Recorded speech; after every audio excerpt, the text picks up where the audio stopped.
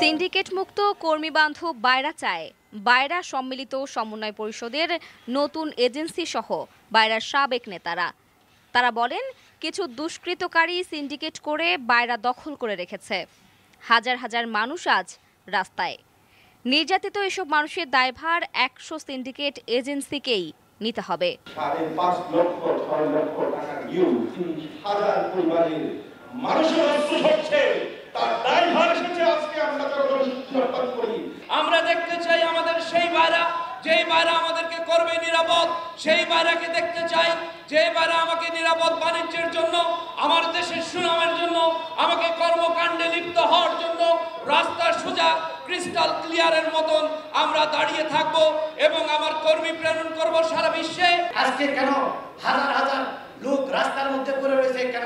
কেন মালয়েশিয়া যাইতে পারে না? আজকে যদি 100 লাইসেন্স আছে এখন সিন্ডিকেটে, যদি সেটা 2000 লাইসেন্স কাজ করতে পারতো, তাহলে কি 2000 লাইসেন্সের কি সক্ষমতা বেশি হতো না?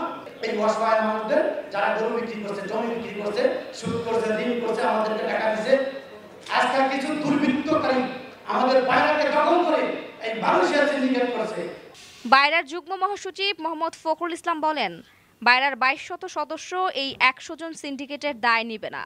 যেসব দুষ্কৃতকারীর জন্য হাজার হাজার মানুষ আজ ক্ষতিগ্রস্ত, সঠিক তদন্ত কমিটি গঠন করে দোষীদের শাস্তি দিতে হবে। আমরা বারবার এই সিন্ডিকেটের বিরুদ্ধে আমরা কথা বলেছিলাম।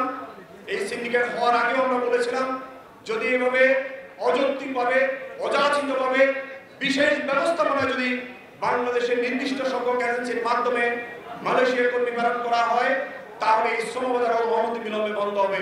ঠিক সেটাই আজকে হয়েছে। আপনি 2018 সালেও বন্ধ হয়েছে, 2024 সালেও একই কায়দায় বন্ধ হয়েছে। কারণ কি ছিল? সিন্ডিকেটের কারণে তাদের অনিয়ম, তাদের দুর্নীতি, তাদের ঘুষ বাণিজ্য এবং অতিরিক্ত অভিবাসন ব্যয়। তিনি আরো বলেন, মালয়েশিয়াতে 30,000 নয় 50,000 কর্মী যেতে পারেনি। আজকে কর্মীদের যে হাহাকার, সেই হাহাকার কেন হচ্ছে? শুধুমাত্র তাদের কারণে।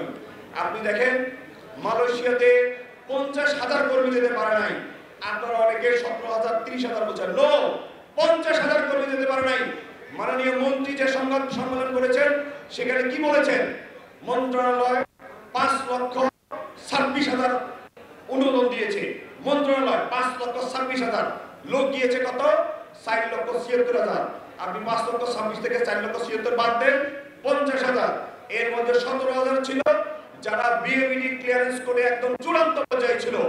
তারা একেবারে টিকেটের জন্য বা অন্য কোনো কারণে যেতে পারে নাই। সভায় প্রধান অতিথি হিসেবে বক্তব্য দেন সাবেক সংসদ ও বায়রার সাবেক সভাপতি জনাব MAH সেলিম। তিনি বলেন, আমরা যখন বায়রাতে ছিলাম তখন 200 কোটি টাকার ফান্ড রেখে গিয়েছিলাম। আমি প্রায় 200 কোটি টাকার মতো বায়রায় ফান্ড রেখে গিয়েছিলাম। আপনারা এখন খবর নিয়ে দেখবেন যে বায়রায় কয় টাকা ফান্ড আছে, সেই টাকা মধ্যে কোথায় গেল? 13,000 কোটি টাকার মতো নাকি এই জায়গাতে এই সিন্ডিকেট চলছে। তো এই টাকা কোথায় গেল? সরকারও তো ইচ্ছা করলে এটা বের করতে পারে। কারো কাছে স্বপ্ন পূরণ, কারো আনন্দের উপলক্ষ, আবার কারো জীবন পাল্টে দেওয়ার মুহূর্ত, কখনো জীবন বাঁচাতে সর্বোচ্চ গতিতে উড়ে চলা, কারো আবেগের শেষ মুহূর্ত, আপনজনের শেষ বিদায়ে শামিল হওয়া। এমন সব ইচ্ছে পূরণে সর্বনিম্ন ভাড়ায় দ্রুতগতির বাহন প্রবাসীর হেলিকপ্টার। আপনার প্রয়োজনে যোগাযোগ করুন আমাদের হটলাইনে।